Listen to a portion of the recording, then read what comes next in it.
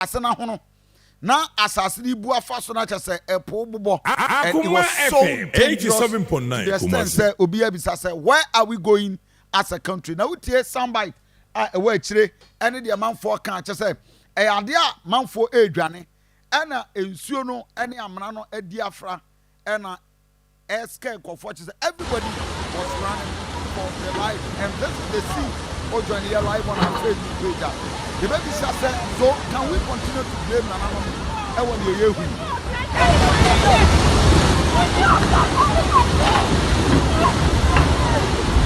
Now, watch this. Way a assassin and Casa go the goody I true. Anna, Insuno, Chassa, almost a assassin.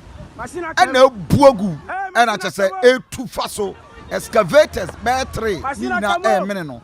And everything was getting damaged. And the question is, so the next 3 years, the next 4 years, Ashanti any Kumasi Yansasi, the question is that where you bet me the Ashawahinibi.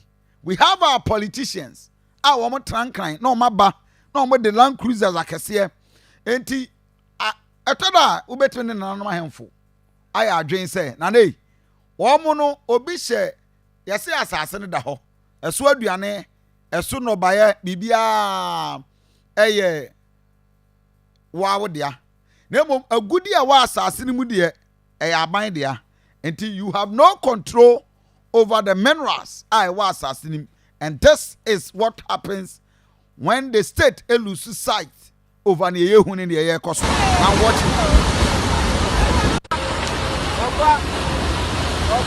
Ha, chano, Jesus.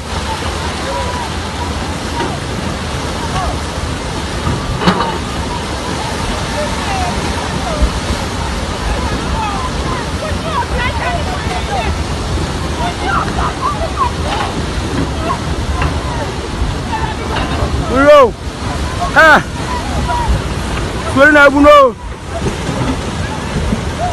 Hey, hey, machine come.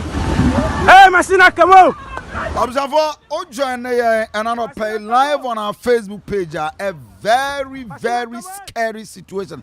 Adiano Juan Casa. Now, Adiaba, me person me show this to you. Now, damage I and Sassy, yes, you and assassin na ahona e pubasa na say e bufa so many excavators and nipa bi no kra no atwa fa won so. The question they say the omusha kwaye mu hayi assembly no ya we the DCB ya we and another info enra omushia the district chief executives ebinum selected the regional police commander, regional minister, regional armed forces, 4BN commander, fire, immigration, and one say, yeah, be some more. And in the air cost, we are more man for the assay. More, the air cost one, I walk a playback the video. Near air cost way. Yeah, I must see assassin cocoa was so. Banche, body, any man can hear what's an air there. We bet me the mobius and name of a goodie was assassin. We have no control over it. For we the two chroma air can some say the air cost war near ehu and oh yeah and run me just a me tomebuasi go through the constitution at tomebuasi tie and an argument or more and I came to believe say I thought I blame an anum yes assembly DC cross on 1 hour so why you bet me blame no chefana ya wono collectively what do we all do as a country abusafo yensa ase na mo hwe de ye and this is the damage Yeah,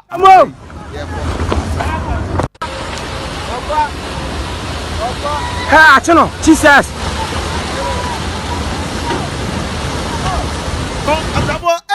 we share video now one test here. What it is that omo two Galamsey no omo twinsuo ni free baby na omo be create artificial dam ewo Galamsey to omo bie ne kakra na omo de ya omo chamfan no omo de ehoro no chamfan kwa de sinsuom na che so omo de fra na omo de horo now omo sinsuo no du baby ma nsuo na don asase no ɛna nsuo no ɛte sɛ bɛɛ sɛ ɛhɔ Kumase mɔ no ɛhɔ no nyinaa na ɔmatwe nsuo no ɛde aba bɛtae ɛna adondɔn nti the boundary between baby a ɔmo tu mine ne nankasa ɛne nsuo no ebi a just about 10 feet ɛna kyɛ sɛ space eti nsuo no dondɔn na bu afiri dam na ɔmo kreti no mu ɛna aba bɛwura eti wei nipa bɛɛ 3 atwa afa so excavators akɛseɛ esisi amena nim watch hour asase no esi nsuo no esi amena no ɛhwɛ asase a anane na etwi fa so ha achino Jesus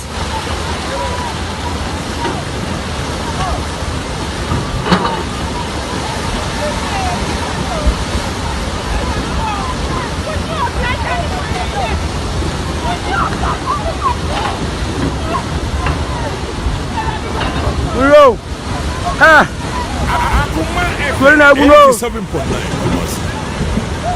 Hey. Hey. Machine cam. Hey, machine cam. Machine cam. Machine cam. What's your Ghana Akoma? Portable. Portable. I Ghana Akoma. Portable. I Ghana Akoma. Portable. I Ghana Akoma. Portable. I Ghana Akoma.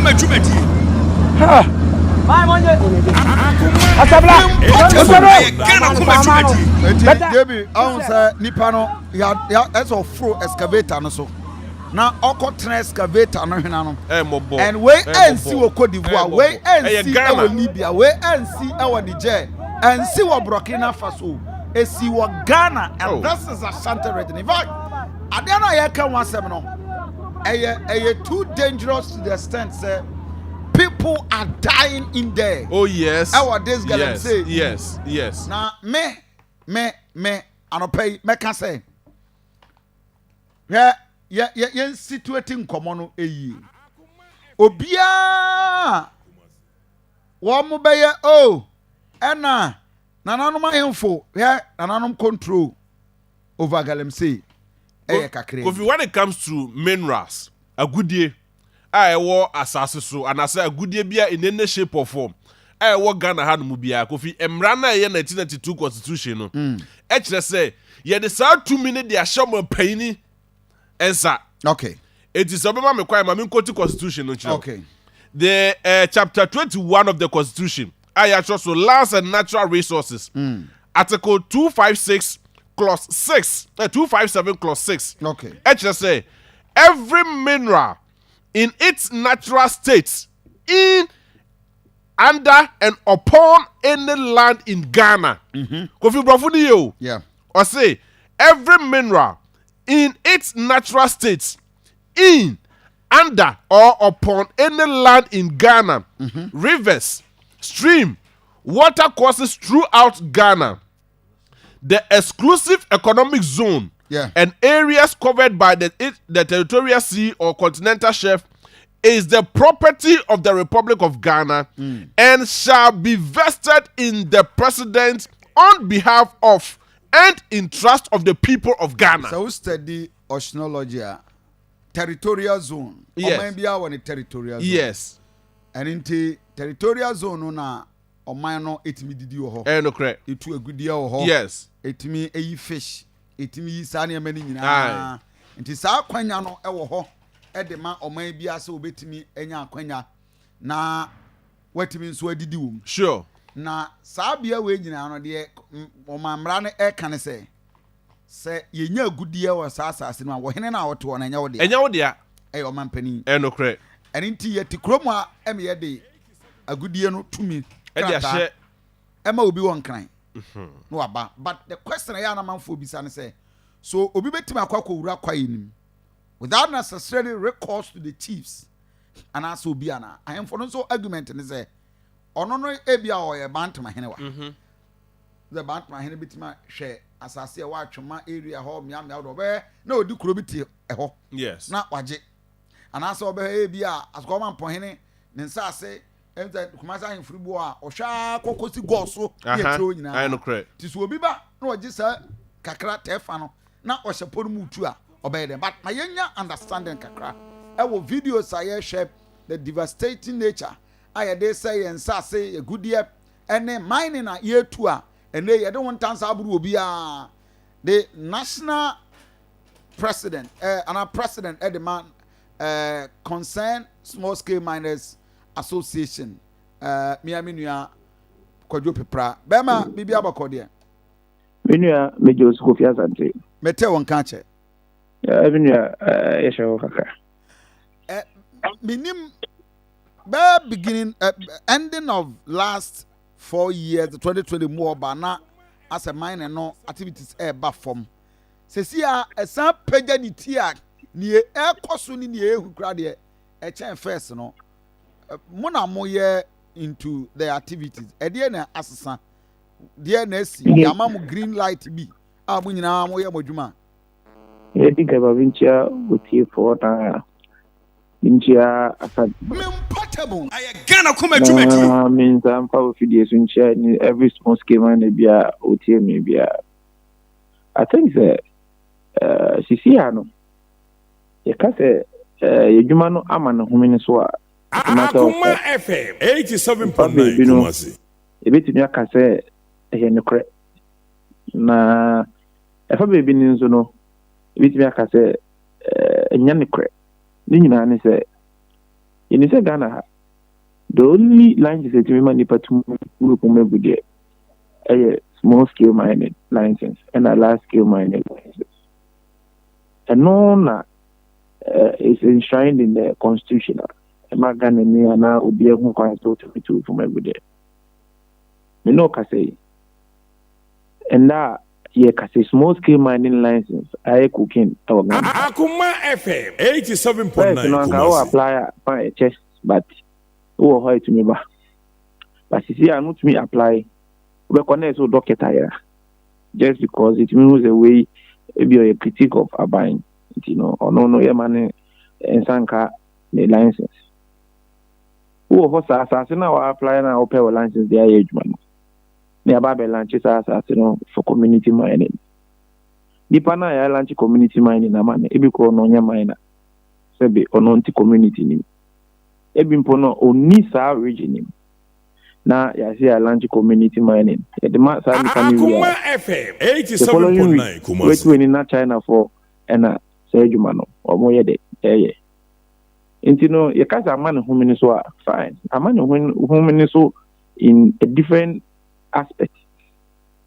But then yeah Ghana for say be ye juma no de. kasa mo anu de munya binye sesia Is the juma no moye de pa amaye because okay with the meaning of excavators it was targeted.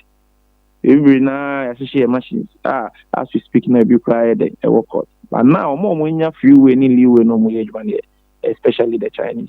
Now they say community mining now abide the battle. Akoma FM 87.9 Kumasi. The manama community now Akoma FM 87.9 Kumasi. Community no any jumaye. Na say the employment abroad mo amana na no so no it's been a development. But opa you further particular investigations na all this community mining in Ireland biano China for na sebe omushie chira Ireland ide e dia mo South for we nyina no Ghana for na de concession de ama China for Ghana for je concession and de ama China for no na je say omo na ewo scanning niam ahodo no omo di so omo chi tu because those maybe no ma China di mo kwan so be ye juma ni bi nti community mining na e de ba no 87.9 Kumasi. That bureaucracy na a woman na Emma nipa esan canalizes them. The community mining ba no be to be bridge that gap. But unfortunately, it is the land paying for a different mindset. It means lanche to me call lanche forest for community mining. I have a conipano totally true cry money be on fine age. The only thing is the signboard that is your and almost say quiet 10 years you. Yanhwe the interaction the process amomo kwaje mo document na ahemfo when ebrebe na omo bam So your mouth Akoma FM 87.9 Kumasi. after so we clear the fee now mineral commission agent. We call 2 lands for almost secretariat. Now almost no ye calculate was as in the case here. Now we trouble the amount. And we know for a fact say those 2 lands for fees now it goes directly to Nananum. So Nananum are involved in the acquisition of license for mining, both small scale mining and large scale mining. It's not possible, sir. Obi betimi akọ started without the involvement of the chiefs. Akoma FM 87.9 Kumasi. Baby, I'll be Kubiano. Ntumi pa say amount paper. You know, umfeni di man ananum. Ananum ntumi enyawe. Baby Kubiano. Ene nananum ena yeno eye say adwuma no. Okokro na your opinion leaders and so including nananum you know ko e de o paper ko kire no. Na one na tenase ebi o ha umtumi ka say adwuma na wo ye no. Ebi ekro ni hia e obi mi say ko ye adwuma wo pomena. Oh, me too, you boho mechanized one at the polytanks, you every community in Yana. And only then an anonymous request. And then 87.9 dia or the Becca home I day a diamond anonymous. And you know, there's no way which the Kuyajma Abra anonymous Emma sa consent, you know, which me for pen today. And then he's a crew promise of it. Because the crew be say Mura and Nipa or Dorman. Being the custodians of the land. You know, that chance now, even assembly members in the committee no more no with me there's no way which me Abran and NTH whether legal or illegal. Wow. Akoma FM 87.9 Kumasi. Quality NDC bar na momonko fogu NDC for egu kwa inimudi. See MPP abey Kamia kwesa about 85%, 90% of Galamsey for AD nyina and so a for MPP for enti will be aba no abedi ni de no woko right okay sir, I stand to differ. Wekaya 2013 chama won't me very many onum pone de no 79 on 1 year na chaka on omoye no na percentage. Akoma FM 87.9 Kumasi. The influence of China in under NDC and as we want to be on Yeska. That time Quebec session machines in we know for a fact only they are down for the China machine. Yeah. But then China phobia is almost and Bina that time who Ekoka again.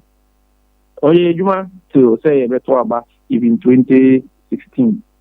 Ani bibi oye juma se bi obiara no nti no se bi obi beka se party ye juma obi enye juma ne party wo ho so the time or a time memorial Akoma FM 87.9 Kumasi any political colors I think that under Kufo or the people call China so mun kusua the way of mining 2004 nipa odi omo call ye I know people are na say bibi mu MPP for bibi mu NDC for the Omokoy and JE emails to John Dramani Mahama.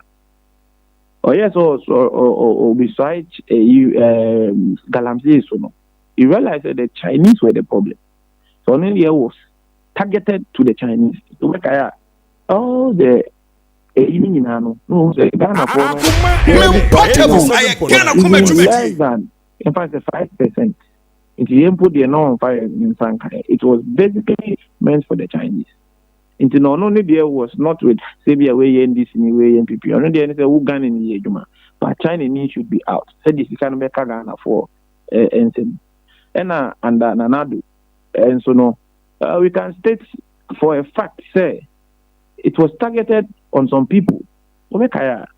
When Ghana did 2 small scale mining, so that was the time Ghana became the leading producer of gold in Africa. Okay. Not knowing say Akoma FM 87.9 illegal. But to realize that our license is the only license in Australia. A documentary to that effect. I would say now even China bomb ye Jumacrano, so just why the a bomb home. And if you speak to be fair, I think that this time na the politics era small scale mining because of your alliances. Yeah, the ban about to Juma so it's on Trafi. Sani Panon or Hosa Ayabel and community mining. Or no, yeah, man, it's probably true crab. Akoma FM 87.9 Kumasi. This particular government, and I mean, who say that's small scale mining, it's media politics. But as a matter of fact, we who be that something in some ways, Ghana, your forest reserves in Ghana, we Kakum National Park, now we Muli National Park, all the forest reserves in the amount of also to be to form being it prospecting, being it mining. All the national forest reserves, including Ashanti region there, the amount of and it's a fact. Opa Frey is in a bit. Akoma FM 87.9 Kumasi. Being it mining list, the amount to be a conference of between room, acquire from between a from every day. But if this is an anomaly, now I am penny pussy bra. In the middle, baby, no. South forest reserves in Ghana, you will lose it. In fact, the Enra, none for Frey, the Ashanti Regional Security Council. Among other issues, any concerns and an unraised and say, the politicians, I think all journey on Facebook page.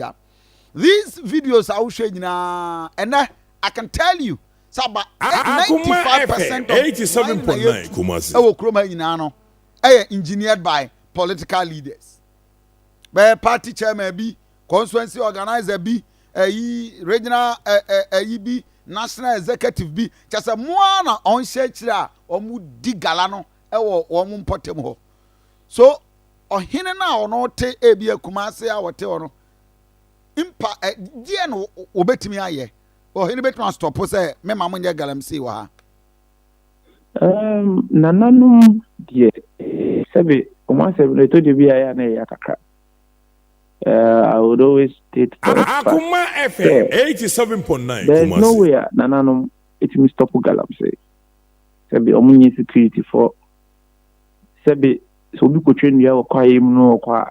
It's hard than Nanano Becca Machinia. Most times the forest street guards for and as Argumediano or more than Eddie. Humano. Eto de bia we ko bebi na nanom krampene by kro no so pene se bia odi kura na ohene kese a na ohempon wo no tumi ka se me pene da but e bia na ne sub chiefs ne nkro mo wo no etumi ye de etia se ma anipa no Akoma FM 87.9 Kumasi. Ne komuntase it's not all the time e bitumi abimu na nanom sometimes ebimu ye very especially Ubi to say here, I can speak for a fact. Papa no, you'll be the Galamsey. Sometimes if you change, I go to me, Frey. It's where Mamma moon him there or mining, will be the paper be about. Sani Pano, a man acquire answer, my man acquire. Sometimes Yamano, technical advice. Emma, to me, this so Emma, I can speak for a fact, so no only there. Most of the times the Galamsey intimidated and Koso. Other chiefs be every now dancing by beginning, you was calling us for 87.9. I was warning you to me either Abu. But then, it means her, Nico man to me the pressure, a goodness swama. Now he needs to go to what the Akoma there. No issues in it. You will be moved to the Omo Galamsey in the sebi or no. To me, make I say a time be or ho. You need to be quiet, baby. Portable. I again come at you. I'm not go hobby. So yes, okay, but so I confirm those are near Scavita about the castle. And I think I said, on Costis, I didn't know 87.9 or no, Sabina Nano, Nonco, or no, high annual man of a catama. First Garma or Henana or no Uncle Catasso. Yeah, or you stand as a sense of Uncatasso. And you on another baby, maybe. Nana Bantman Hinisi or no so Untumikaso Galamsey because there are times that onocratic tax force if you are munima or checking for papers. But if you move to this car, a catcher or more Nipano no best the crew is the uncle. na sebi ono di ono abekọ ko ha excavator ne sa no e de abeka ta amna ne so enti ne wo na dum bia omo no genuinely no they are against this menace ebi mu so wa they are in support of it enti no yent mean kana na num nyina nfa. So what is the way forward? I mean, him say be our access to video. You on our Facebook page. A mining site. Create artificial dam. Na dam na buogu. Wamo concession na nkasemuna. Say nsuo no ahuna fantete. Na etu fatis asase na na edi nsuo ya done we cry den. Mortar light 87.9 Kumasi. Excavators therefore I mean na 850%, and this is just within the region. Nipa Jane Faso, Nipa Bufaso, all because two mining MNCO no Ebua Faso man for a loss. Now just how dangerous the situation and man for Adriane Ewo the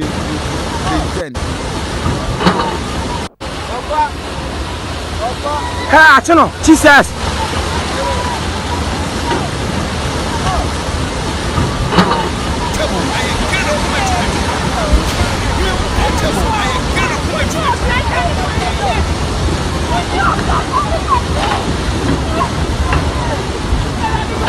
Bro.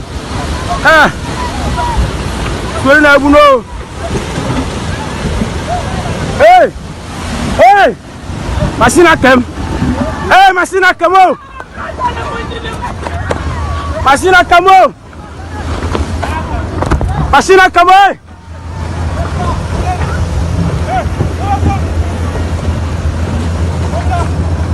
Ya rock. Why be brava? Mana sem? Obiase. Come on, maonya. How? Anyway, atiabo no names nini na ose kobi samra na wo kan ye no e wo constitution mu exist ene ye da so anya wo friend so hina wo so no de oma eye galamsey bia enkoso e wo ne site ene nti de wo kan ye nyintum hwe chamfa ahodo nso a esi nsuo yi so enti pepra mami misa se asasi say ene minim so anya kwa video yi bia 87.9 Kumasi. Video now can good asasi we can we you bet my reclaim the back winya ko bia Ashanti asem die ye kan o say inna ye kan Akoma mbapa never defend ade because sebe ye say Ghana yini Ghana o bibia but then ye hwe ne sa no so no o say hwe nyuma bibiri ewu so the fight against Galamsey no politicians cannot fight it and I will say it because Akoma FM you got all drones over 3 million by you reject it and I reject but omonti ko to drones ni by me no ka say drones ni nyina yira drones no so ayentimi use for the purpose I cover drones ni there by we ya na pin for no drones ni hwem ni nyina yira ye ka say ye koto cars ye printing hu nyina galam stop so be kaya these cars cannot be found. As a matter of fact omo ka say omo ebe omo di GPS bebo excavators on na ya 87.9 Kumasi. Sa machines yi nyina ne hu bebi obi aye dwuma e de sa GPS ne ba aba enter into a contract sa GPS ni hu bebi fa and it's a kofa galam stop applications abai and you turn over $2 million after sa galam stop application no omuzu no be fast track how e be say your license no wait me online ni nyina nye edwa ntini say you can say the fight against Galamsey be politicians intima you fail yet yana you say okay ya take Galamsey ya take operation hot and edwa ya take operation galam stop and edwa ya take operation vanguard and edwa ema ye the helicopter crab e kan ho nan saying I need this excavators you know ekwanya ya faso ye fedi anytime biano when we are fighting ye na nanom free ho ye yanum said ye adwuma no so free mu. There's nowhere ye be adwuma na say adwuma koso na nanoma trankunya sebe enyo ma asase so ese penti asase na hokwa is aban ebeti tax force na ebe wa kofa military ni fi Accra de aba onu be yi ne adwuma wi ana okọ nipa no so military ni kwa na akọ start adwuma. Sebe how can we fight the fight against Galamsey and over to be the nipa ni emutia eyede eko say ebe to me I fight here yani first people started the fight against Galamsey since 2015.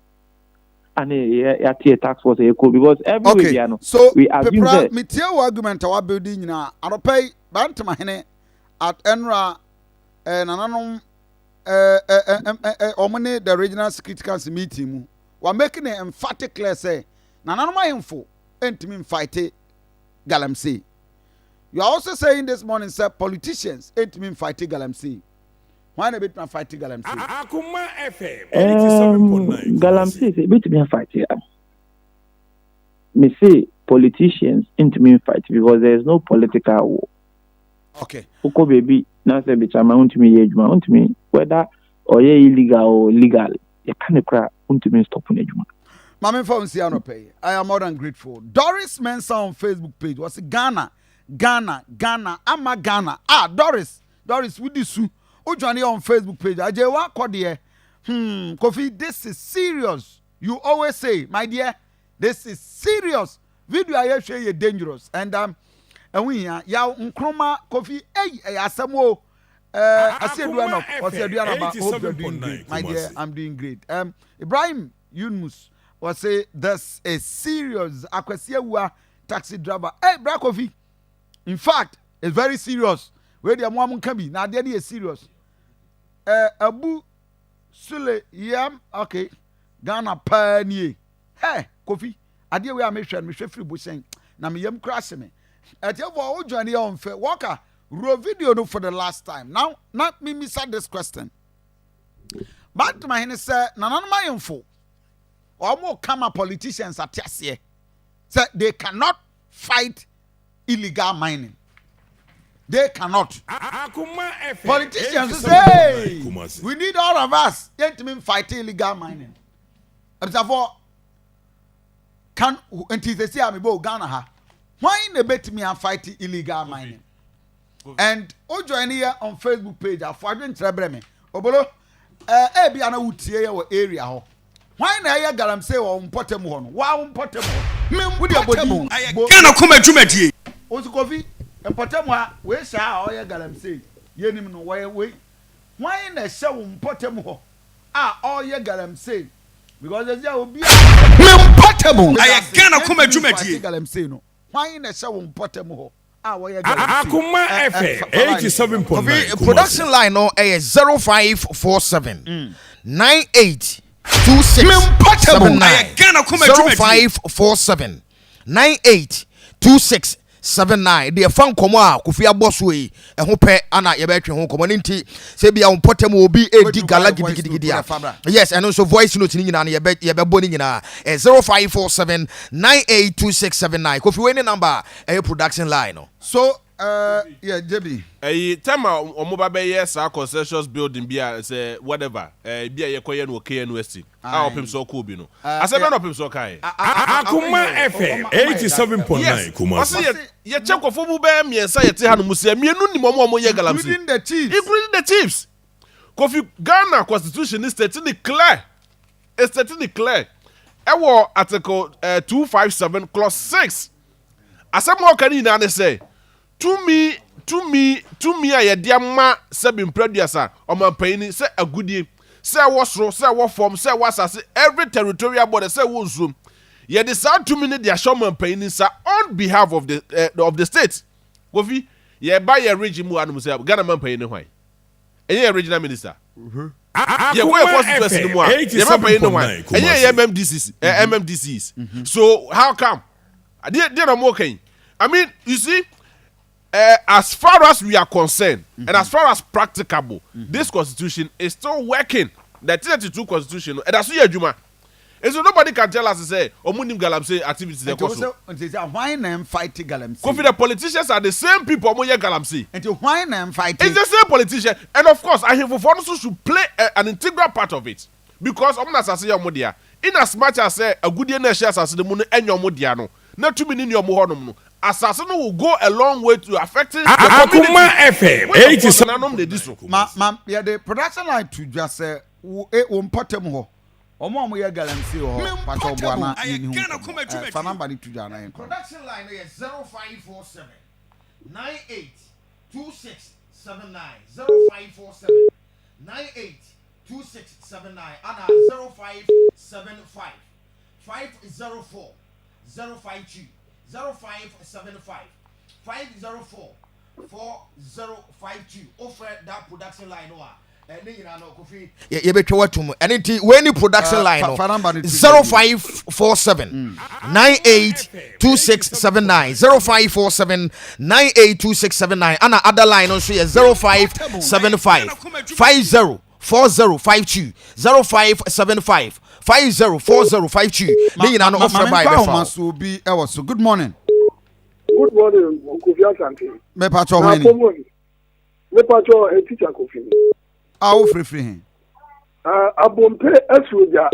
abompe asuoja empasetia oh okay empasetia okay na the can say Waterians no mo betu Galamsey wo no ai wo video na armed forces edit play etc empasetia wasema na ye ken aha ma mintio ai afele say wo mo betu Galamsey no wo mo free wo why na do omo ba ho ya so obi won pasetia woni akonti baabi a yetu go ya se felu solar on na leki wo do omo aba ho wow ana je so no na transfer my info na wo no ana o ma begu pom a omu di gala no ana o ma wo fi mu na wo mu tiram anadu awiani ayinya tete koko a wo na ye tutu ni ama koko ni na 87.9 wow I see enti me ba cho won so join me na minya wa understanding good morning me ba cho wo important bay me important I gana kuma jumadi yes hello okay obolo fa number ni to dwabiem na important bi a wo ye tu gala no hwan na wonim so wo hwe na wo hwe important a wo di gala no okay Kofi 0547 982679 and 0575 504 052 0575 504 052 ni nyina no offer ba so e be fa Kofi em so bi wo so yeah good morning me ba cho important be na wo me ba cho oboase emponyase eho hwan na se ho a wo di gala no eho nom te se eye nipa bebre na na ewo ho nom na nanom de na mo ka no eho nom no even train kwan ho kra no eye nkran se na kra no nanom ahwam amanfo etu Galamsey ho nom adi ho nom Galamsey na ndi soldiers for ne ba no mo dwane se mo nkra to mo de adwuma nka soldiers for banko mu nwane nanom no eka ho ana mo di sa ho nom forest mu no mo di ekuru na mu kra no mo tu Galamsey okuru no train kwan ho na ekuru na da ho no train na ma isi a train nya adwuma na o ma di train kwan no nyina ne kwan se na ne da bi tie no eben ekuru no kwan se na eben ekuru o ma di ni na mpunya ase ukodu nkwa ye fro obo ase mpunya ukodu nkwa ho ne ekuru no ukodu nkwa ye fro mpunya ase jansen uwu mu ho no se wonyo omu ntimi fight Galamsey politicians so say Galamsey fight no yeah ayedin tija udisa hwan na betuma bo na fight Galamsey minya Kofi Asante de tie ne say obia kọ so kwa Galamsey a oni amkuta tata kwa na okuhu na nanom ansa tinana no amakwan ya Galamsey ma honom sanana kasa mempema Galamsey ma mikromu a oni ontimi nkotu oni ontimi nko bibia ni omo say ye kwa ya amane ye kotwa dwan ene ade e wo honom tie info na ye even obi di krata abakwa nanom na kasa edi enum akoyi apaye ene ade e wo e honom amoaye adwuma nti e ho amoa sep aban no e de soldier for ba no mo dwan nananom ti kurom ho omo na ti kurom ho no ma omo no so obi ba no be Galamsey ni ade omo nim se sei na ekọ nanam na ti kurom ho no ti entomra soldier for no mbra no no ma mo like kwa mo boys na adwane soldier for no kwa no mo san yo mo dwan nanam ti kurom ho ntomo hu se ekọ so nanam no betima aboa ma Galamsey na atima stop. Okay, may I say the next person. Good morning. Good morning, Nana. Yes, sir. Nampom tise. Me ho ye. Nana me de me shemo Facebook. Okay. Aha, na me wo kibi. Okay. Nana mo tse mo kan mi firi na galano. Kidi ana chebi. Chebi bunsu eyi hono. Okay, nana do akwa fo adu kromo. Nana do adu dan kwa fo adu kromo. Yes, yes, o ma ja gala ni tu. O ma jai. Yeah, from me from mama me 2 days. Me koye videos e de akire mo. Amon Galamsey a mo di no krom ho. Sa? Basa Ghana no kra ni ha o. Tumi na kodi ngofo bi nsam. E na ye bre. Ya me timi aka no. Me se mama 2 days. Mu ni na fi na ko ba wo tala de tie. Me ye videos e de abre mo hwe. Me bo be ma. Mo social media na mo hwe. Eyin fo na edi sa Galamsey no. Wuni Nana me say mama me 2 days ready ad mo kire na de tie. Me di video be send mo. Na me bo se chebi dia so area chebi pote area he fan pote. Nana o de haye kwan nya bodse ma me. Me nya adwuma na ma mo na mo hwa ade. Ade na ehu. No kra ye ba kope but o do wan loka say ya ye nyini. Nti me demo evidence na mo hwe. Wow. As a kra ya say no anyway so ajebo na me can say by the next 5 years say unim says Ghana ye koko ye odene eba form because ukọ nkrase na obi aton koko e de aye gala na unim say woni obi bohye na oton ne de na wan ton wo de a on ba betu de na gu. Good morning. Hello. Yes sir. Eje ko fi Martin. Akra ma minti. 87.9. Meeting kan me di Alaji Omar. Misuma me minor. Manya ye so convention kama. From 2013 ni eko na me pe aboa for because am na abani ye hihye omo mpese bi obi oframa no ne e di essence China from India for no any some Arab for do omo nsa be bad ni na me simi hia Ghana ni ba a se bi wetin aboa me inia Mr. Petrana na woni ne ka so he is a very very honest guy was very very good maminia maminka didn't show one who said GPRC for omatiku no man sacrifice the said Ukraine say on be diku nani I was saying I'm mining for now woman nimedwuma no ho it be to say Petrana me no woni ne ka say he's a very honest and you no kwa wo teacher for bia on betimi atu ade na afi me kan your mom am concerned around the Gamba area honum any around Tepa honum me kan na after election no him so move baby o mo bo am na me license no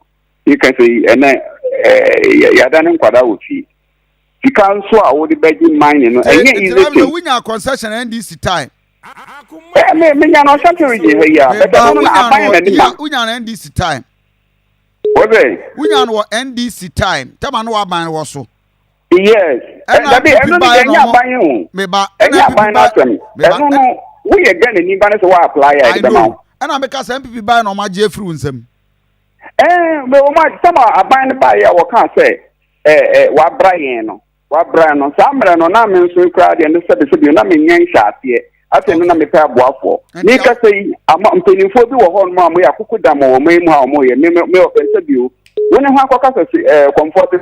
Thank you. Okay. Hello. Yeah, good morning. Yeah, good morning. Welcome. Yeah. See from Ewo, and carry a hold. Good morning. Hello. Yes, sir. Yes, sir. Yes, I'm Ajima Daddy. Ajima, do you say to the mom and Mr. Sophie, Kumasi South. Okay. Now, and someone yet to think I was going to have him. Or he didn't say on to me more million for Galamsey. Yes, sir. But radio now radio no. Oh, okay. Unfortunately. Now, I think what so this year, yeah. Was it this year? Na this year. Ewo KNUST. Yes. Atefo mu ntie sa asemu. Dem ha mechemu ye Galamsey ya ye kan nyina dem ha mechemu ye ne ye chemu se me ya yi wo ha ne chemu miensa. Emu be 30% ni bo ma ye Galamsey ni. Ya ne e dem he. Si agie ho atini a ye chemu mu be 30% na eni bo ma ye Galamsey.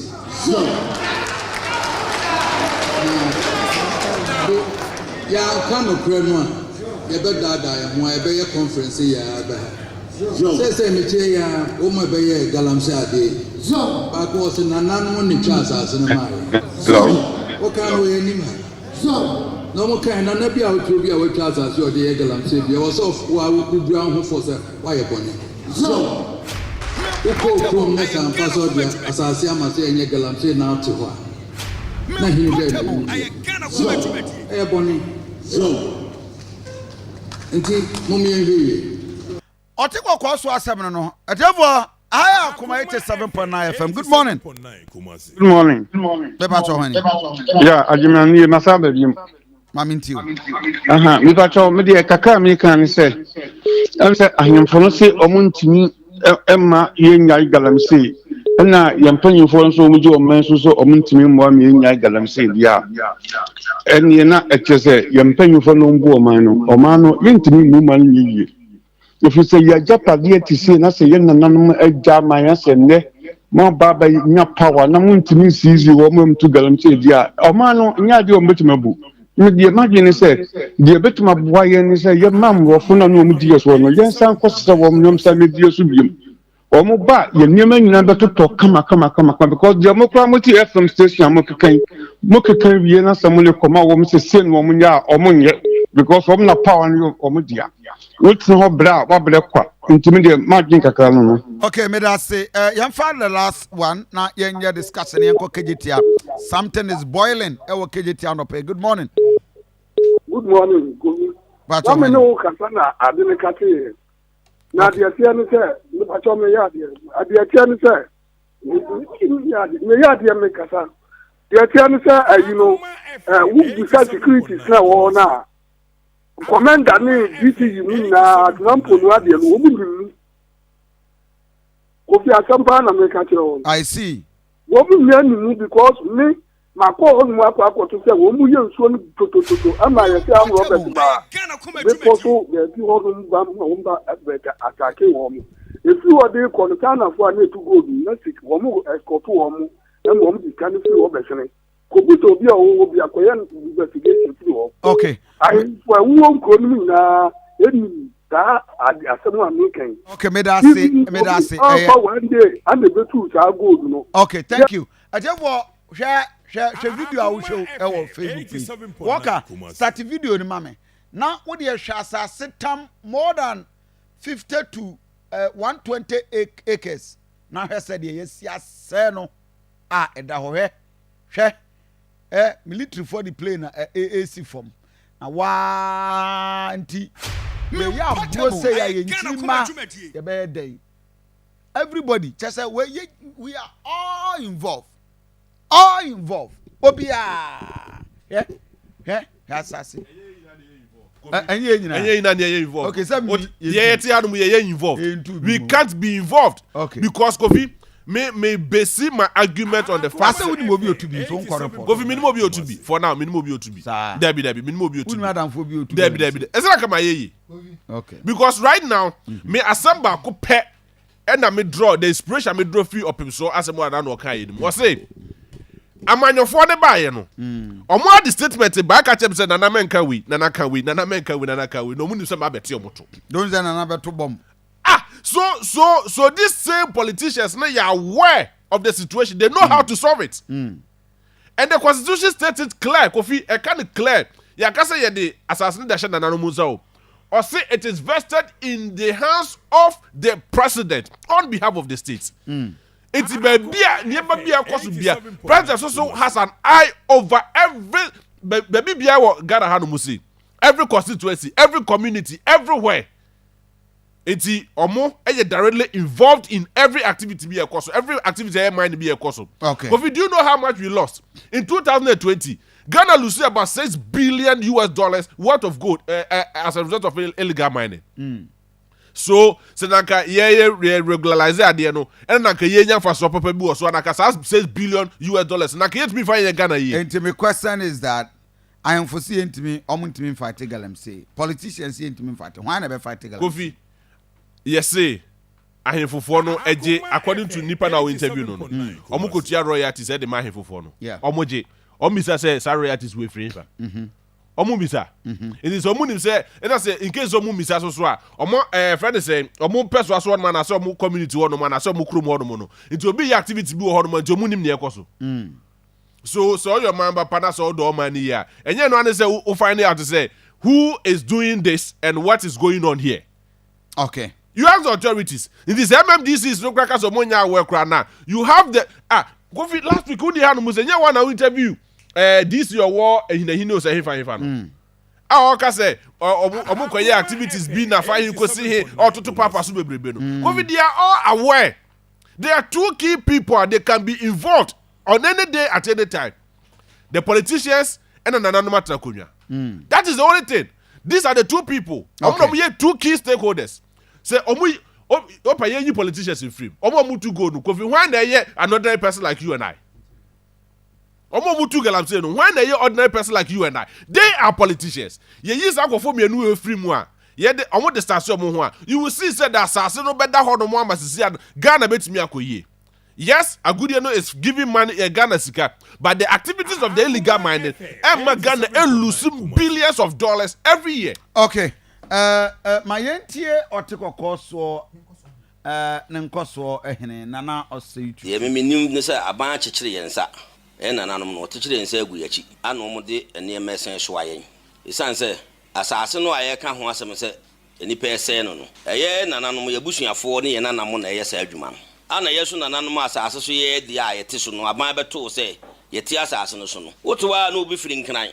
No san wo ho. O de krata ba assembly say aban mame asase se memetu Galamsey ana memeye mane wo so. Nananom nim ho hwe. Assembly kura mfrɛ wo de se nipa no e de krata ba no firi nkran. E ba assembly na emum wo brɛ wo nsa bia bɛbo amane say adwuma mi bedi no wasase so ni. Nananom nim ho hwe. Na mhu ye nanamo ade yensa ase nsu oda ye mfikyire no. Aban kura nya aban ne tu ne din aban nim ne din. Ye ne nim so ne din. Ye se said nananom etimi tenase ne ye boy asase ho ban. Na nkura bi wura se se ye koye esu adwuma yetimi aka ho asem. Ye nim ye koko wo mo se no yensu wo mo se no ni nyina nananom enim ho hwe na se memetu na metema hemfie na sa aban de krata bia mo bi na menim wo de ama na ba assembly a menim assembly fo kra mo ama ne de se nipa no a wo no be ye se adwuma no kokan se na wa assembly mate assembly ni mu bi na ye kan ho asem na committee fo tim bi na ye kan ho asem na se be mo akan se agu yachi na mo be di ne ma wi a na mo bo nananom ti so bana se nananom he hase ne ye hase ne memeti fie no a wo de krata mo bi nkran se wo me na adwuma no me hase me de me ko yi aban na to mama mi fra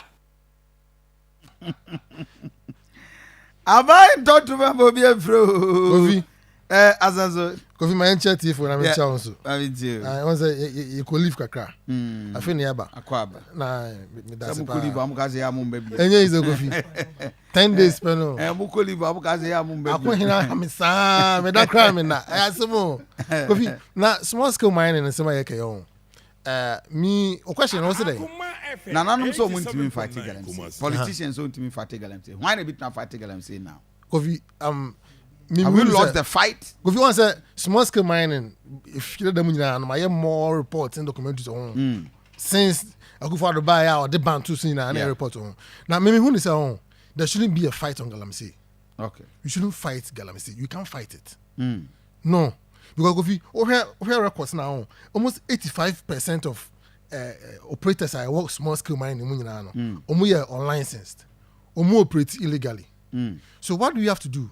We have to operationalize it. So here Mining Act 703 2006 now. Kofi, everything is there. Since 1989, our government recognizes it said there is a small scale mining be a cost no. Also formalizing now what this law we buy no. Omu DBBA gazette to one must follow.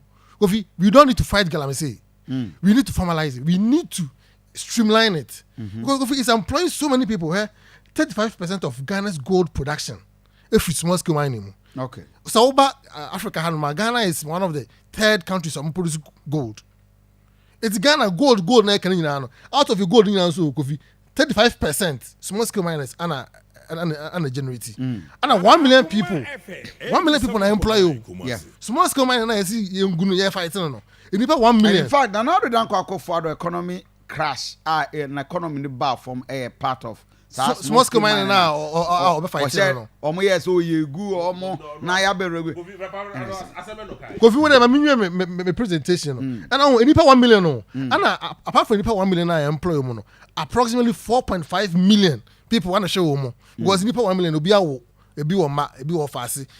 Out of that chain 4.5 million people and I represent 12% of Ghana population. 12% of the population nipa be say 31 million. Akoma FM. Small scale mining no 12%. It's a just because onu obi a waya na say onu nkana e dey kaka be kan e be kan somehow. Now this is my argument. A professor at the Institute of Environment and Sanitation Studies at the University of Ghana has stated that the country has lost more than 36 billion, equivalent to 6.3 billion to environmental degradation. Kofi, exactly my point. The mention say because you're fighting into the issue, you know. So what are you supposed to do? You're streamlining no. MPP are buying the community mining by. Good, but it's not enough. It's not enough. It's not enough. They are aware of their legalities. Kofi, sa oba enya obi abanyo oba nya yekuno. Do you fight our say wo busuna say obusuani bi nya see yekuno. No, but you don't pretend it's oba nye. That is the issue, but you don't pretend it's oba nye. No, but you I said don't hu nye ekoso. No. Kofi, is the president not aware? Send the kofo ni bi Galamsey. Oh, that's all. Yes, but they are pretending they don't know what is going on. Oh. They are pretending they don't know what is going on. JB, Tubasi. No, but it was you, but they are pretending that they don't know what is going on. Maybe let me finish my presentation. Of us, the other people. Akoma FM 87.9 Kumasi. Mimi shuni say I'm not talking about why na yana twana enyu. Say you streamline idea no. Na say sa community man no dey go finance me fa honom. Be say a week ago. Said there host be very vibrant na ekoso honom no. Because Ghana say want to go da Kofi. Na yes why you ho. We Ghana ni na say want to go ni be and this can be go why you ho. But also to the so we have to the animal into Galamsey ni be aye. Kofi why you ho. Yes, Kofi, me say Ghana. So across South Africa, Johannesburg, gold nkwan na Johannesburg. Na ye 2 year na dey ayre. Then it me say yenti ye hu say dey be si ye adwuma no ye Kofi. Say the man no ye adwuma. Na say ye adwuma say ye yusu yen technocrats no. Na say ye boy and sas no ban yusu no ba Kofi. We are going to get billions of cedis from gold. But you paying for no. Omuya was a politician we fi ho. Na we aba. Na we but ye na say Kofi. And this be ba. And this be ko bia ba. O say MPP buy no share be ka say Galamsey agu no. And we and this for nipa nyina fi ho no. And no do nipa be shame. Ya na ye ho bro. So ya nya adwin say be streamline na ya solution to do this whole bruha Kofi. Hey, ye be say why na fight. Nya na no bit my fight no. Na they can't fight it. Politicians they can't fight. Oh, nobody can fight Galamsey in Ghana. So even Kofi with soldiers cry no one team fight it. What my friend Ken Omisano? Ken Ojedu. Lead operations the Galamsey say Kofi you can't fight it. Now say soldiers. So the question is why did they pretend? But first time I soldiers. We are not serious. First time I am soldiers call Galamsey. Soldiers ni bi jai soldier adwuma because of course gold eko 2 gold ni bi and soldiers for you dey soldiers ni bi ye make omo a day 100 Ghana cedis eno kwa ni entua anyway Operation Vanguard Operation Vanguard about agu agu Kofi the fight a non-starter you can't fight Galamsey. But if you look at the range in 2016 alone Ghana losing about 2.3 billion US dollars to Galamsey. No, sir, to illegal mining. But say because say illegal yes so because Galamsey into omutua unim de omo ye na omatam na omo de awia na omo de ko afa na Ghana sika start say no Bank of Ghana say afa de me am ba to gold ya wo country you to gold. And so you need gold Uganda. Africa is the biggest gold refinery yes hub.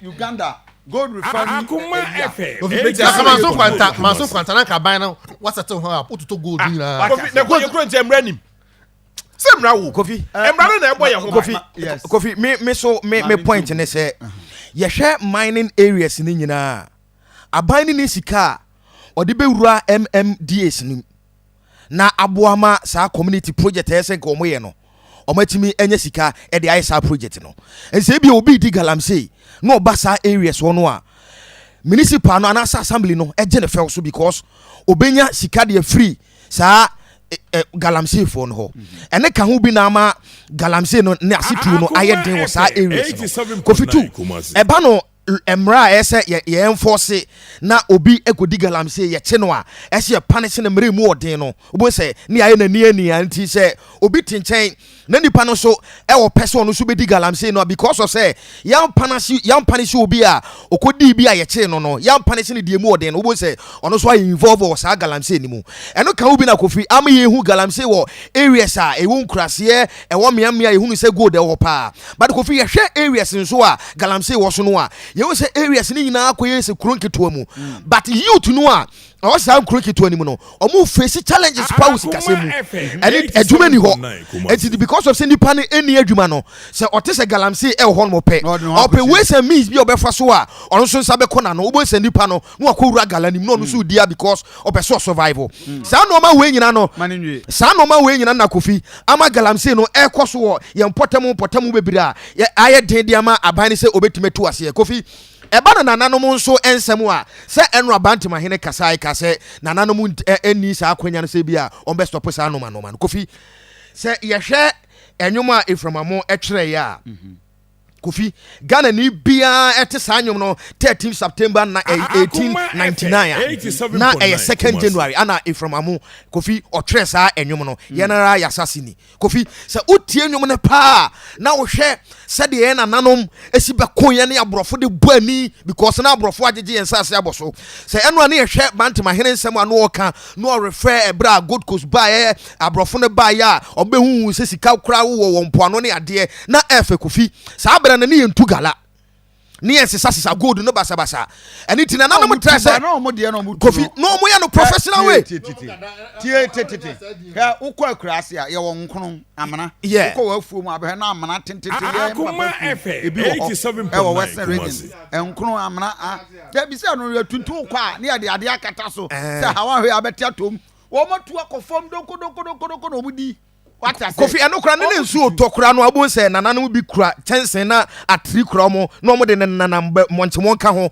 ba bia ensu oto no abo se asiska kokko piepie no bo se no mo tetigu chensen ne kura omunim but Kofi ya me fight gidigidi sei ya sense asese but mitie no nsem ana nanano e ka no a ana se ehine fan asese ye koi mit Kofi ensem go ha e den but ese Kofi yenya ye ho ye play 87.9 yanti krom ha ana race course ya danchama wo mu dansuom kra no ya pamo danchama mu pie Kofi enti me bo da bi ade ara ye wo krom ha no won yeti krom ha race course ensuo tade kakra bi ana da ho nyina